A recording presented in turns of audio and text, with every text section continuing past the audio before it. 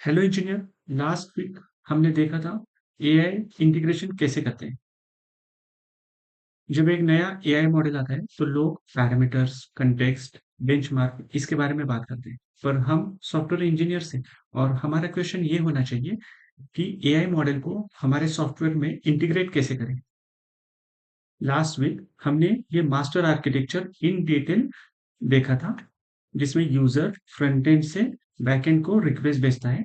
Back and से वही request AI service bridge में जाती है और वहां से एआई प्रोवाइडर उसको प्रोसेस करता है और रिस्पॉन्स एआई सर्विस ब्रिज को भेजता है। एआई सर्विस ब्रिज वही रिस्पॉन्स बैकएंड को देती है। बैकएंड वो रिस्पॉन्स वैलिडेट करता है और फ्रंट एंड को देता है, एंड फ्रंट एंड वो रिस्पॉन्स यूजर को दिखाती है। ये वीक 1 में हमने इन डिटेल देखा था और यही मास्टर आर्किटेक्चर हम वीक 3 में पूरा इम्प्लीमेंट करेंगे। आज वीक 2 है। आज हम सिर्फ बैकएंड एंड एआई प्रोवाइडर पे फोकस करेंगे। इस प्रोजेक्ट का कोड मैं डिस्क्रिप्शन में ऐड कर रहा हूँ। आप वहां से डाउनलोड करके सेटअप कर सकते। तो ये रीडमी फाइल है, या इसमें लिखा है ये इंस्टॉल कैसे करना है और रन कैसे करना है। ठीक है। तो सबसे पहले आज वीक 2 है, तो हम सिर्फ बैकएंड एंड एआई प्रोवाइडर पे ही फोकस करेंगे। ठीक है। तो रिक्वेस्ट जावा से ओलामा सर्वर पे जाएगी और वहां पे एआई प्रोवाइडर रिक्वेस्ट रिसीव करके उसे प्रोसेस करेगा और रिस्पॉन्स जावा में भेजेगी, और जावा से वो रिस्पॉन्स हम स्क्रीन पे प्रिंट करेंगे। ठीक है। एक एपीआई की चाहिए, इसलिए हम ओलामा पे जाते हैं पहले और वहां से एपीआई की जनरेट करते हैं। ये वेबसाइट पे ओलामा.com पे आपको आना है और यहाँ से साइन इन बटन पे क्लिक करना है। यहाँ पे अगर आपका अकाउंट नहीं है तो आप साइन अप कर सकते हो, या एग्जिस्टिंग अकाउंट का यूज करके लॉग इन कर सकते हो। ठीक है। लॉग इन करने के बाद ये डिफॉल्ट व्यू आता है। यहाँ से हमको कीज इस सेक्शन में जाना है। कीज सेक्शन में जाना है हमको। सेक्शन में जाने के बाद यहाँ पे एक बटन है ऐड एपीआई की, इस पे क्लिक कर रहे हैं। और ये जो बटन है जनरेट एपीआई की, इस पे क्लिक करना। इस पे क्लिक करने के बाद हमको एक एपीआई की मिलेगी, वो कॉपी करके रखना। ठीक है। जो हमने एपीआई की कॉपी की थी वो अब हमको png फाइल में ऐड करनी है। ठीक है। तो ये मैं ओपन करता हूँ और यहाँ पे मैंने वो की पेस्ट कर दी। ठीक है।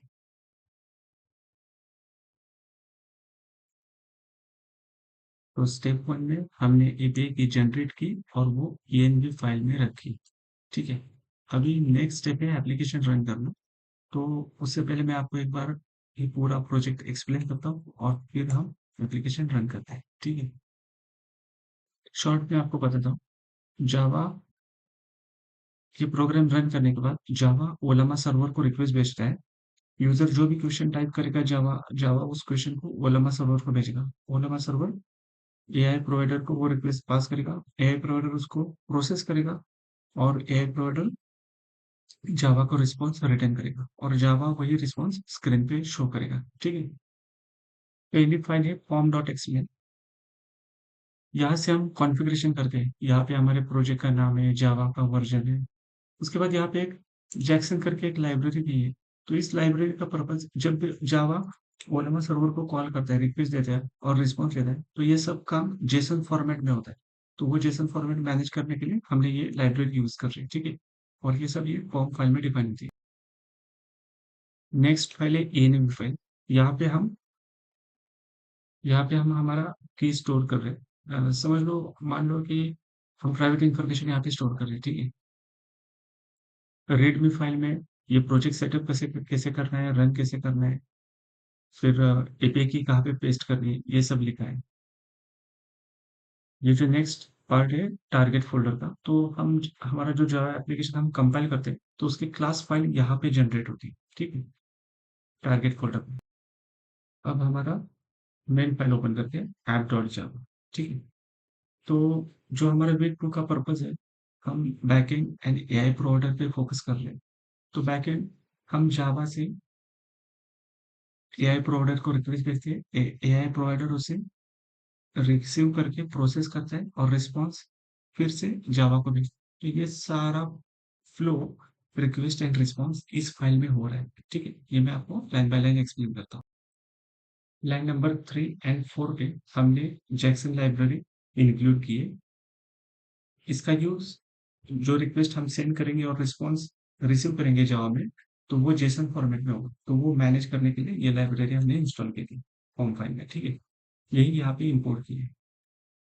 लाइन नंबर 6, 7, 8, 9, ये एपीआई यूआरएल एंड एपीआई की रिक्वेस्ट एंड रिस्पॉन्स, इसको हैंडल करने के लिए हम ये ऑब्जेक्ट यूज करते हैं। लाइन नंबर 26 पे हम हमारा जो एपीआई की डिफाइन था एनबी फाइल में, हम वो एपीआई की ये स्ट्रिंग वेरिएबल में लोड कर रहे हैं। ठीक है, उसके बाद अगर सपोज एपीआई की ना गए, ये एनबी फाइल में डिफाइन नहीं है, तो वो दिखाएगा कि ये की मिसिंग है and add it to NB file. उसके बाद सेम मॉडल भी हम लोड कर रहे हैं। और यहाँ पे देखना, ये मॉडल का नाम अलग है। वीक 1 में हम डिस्कस हमने स्टार्ट किया था केमिक K3 के बारे में। पर ये याद रखना कि हमारा वीक 1 से हम मॉडल एक्सप्लोर नहीं कर रहे हैं, हमारा फोकस है एआई इंटीग्रेशन। ठीक है,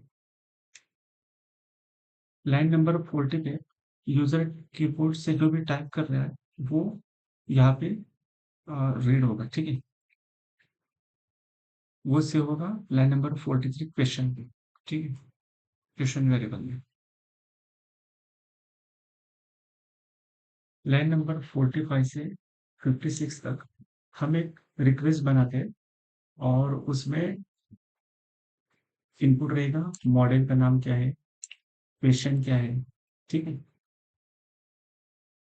ये हमारा जेसन, ये एट द एंड जेसन में कन्वर्ट होगा। ठीक है, लाइन नंबर 64 से लाइन नंबर 70 तक यहाँ पे हम एक नया रिक्वेस्ट बना रहे हैं जिसमें हम यूआरएल मेंशन कर रहे हैं। तो ये यूआरएल मतलब ये जावा एप्लीकेशन किस होस्ट को, किस यूआरएल को पॉइंट करेगा, किस यूआरएल को रिक्वेस्ट करेगा, ये यहाँ पे हमने मेंशन किया है। टाइम आउट, ये 60 सेकंड तक वेट करेगा उस सर्वर को रिक्वेस्ट देने के बाद, रिस्पॉन्स 60 सेकंड तक वेट करेगा रिस्पॉन्स आने का। उसके बाद ये आथर लाइन नंबर 67 पे ये कमांड लाइन है ऑथराइजेशन, और यहाँ पे हमने एपीआई की ऐड की। तो वो ओलंबो सर्वर को कैसे पता चलेगा कि ये जो हम रिक्वेस्ट भेज रहे हैं वो ऑथराइज है या नहीं, इसलिए ये एपीआई की हमारा एज ए क्रेडेंशियल काम करता है। ठीक है, लाइन नंबर 68 पे हेडर में हमने लिखा है कंटेंट है एप्लीकेशन जेसन। तो ये सर्वर को बताता है कि जो रिक्वेस्ट आ रहा है वो डाटा जेसन में। तो ये जो डाटा यहाँ पे हम ये जो कमांड है, ये इंस्ट्रक्शन एट द एंड इसका जेसन फॉर्मेट में रिक्वेस्ट बनाते हैं। ठीक है, लाइन नंबर 69 पे ये हमने जो यूआरएल, टाइम आउट, हेडर, ये सब जो डिस्कस किया था, इसका ये पोस्ट रिक्वेस्ट बनाते हैं 69 पे।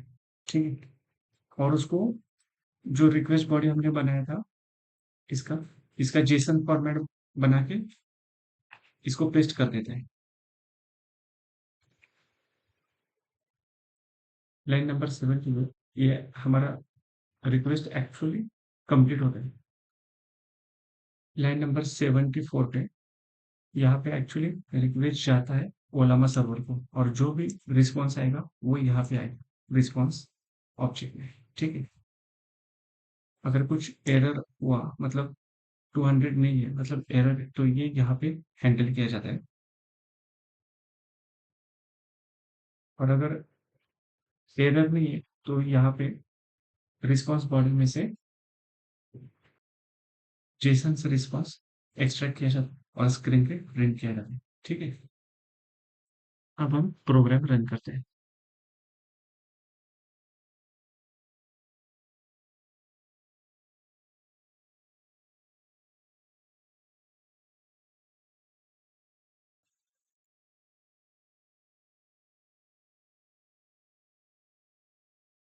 ये प्रोग्राम कंपाइल हो गया, अब इसको रन करते हैं।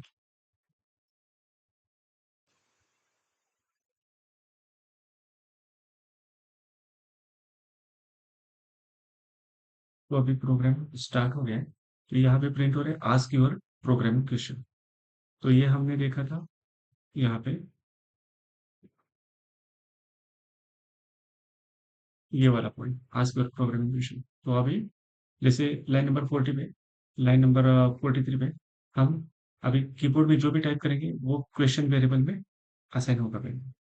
तो यहाँ पे मैं टाइप करता हूँ, प्लीज एक्सप्लेन कंस्ट्रक्टर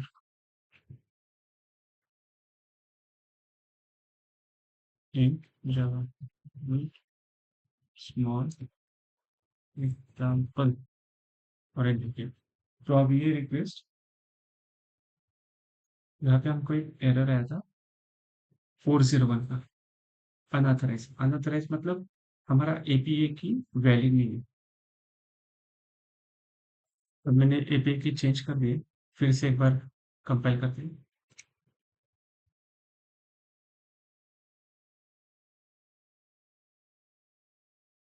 रन करते हैं।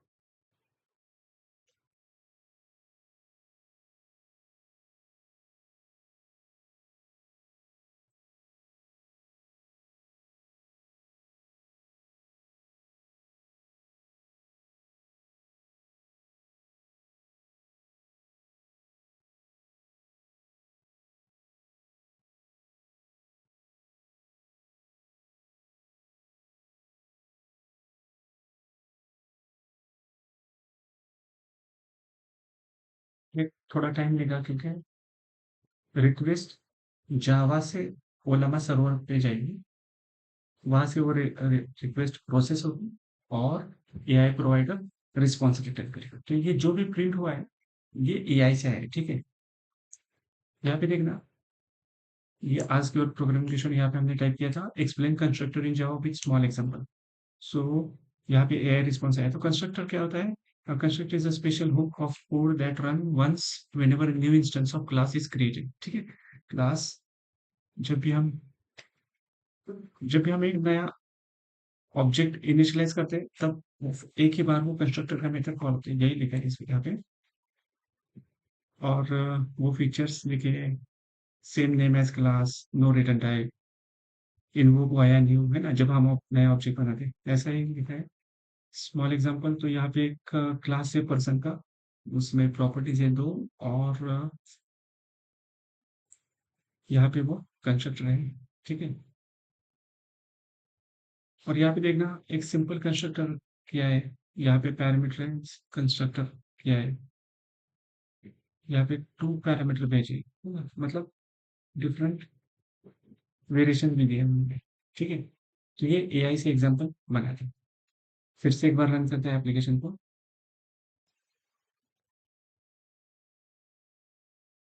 आस्क योर प्रोग्रामिंग क्वेश्चन,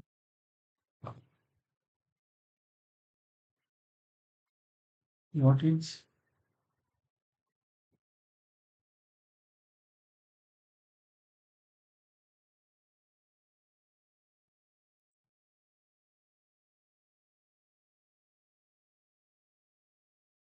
तो मैंने और एक क्वेश्चन पूछ रहा हूँ, व्हाट इज पॉलीमॉर्फिज्म इन जावा।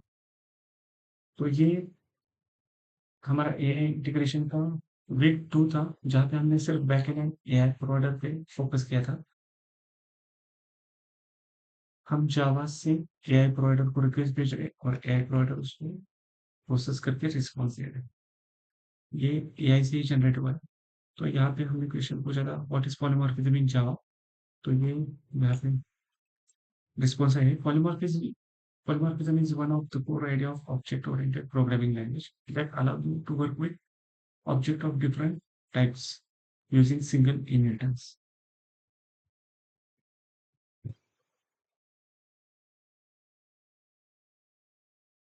तो ये पूरा रिस्पॉन्स एआई से है।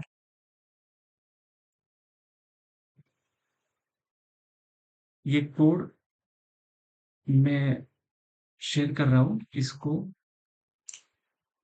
डाउनलोड करके यूज कर लेना, ठीक है। सेटअप करना, एपीआई की जनरेट करना और इसको रन करके देख लीजिए।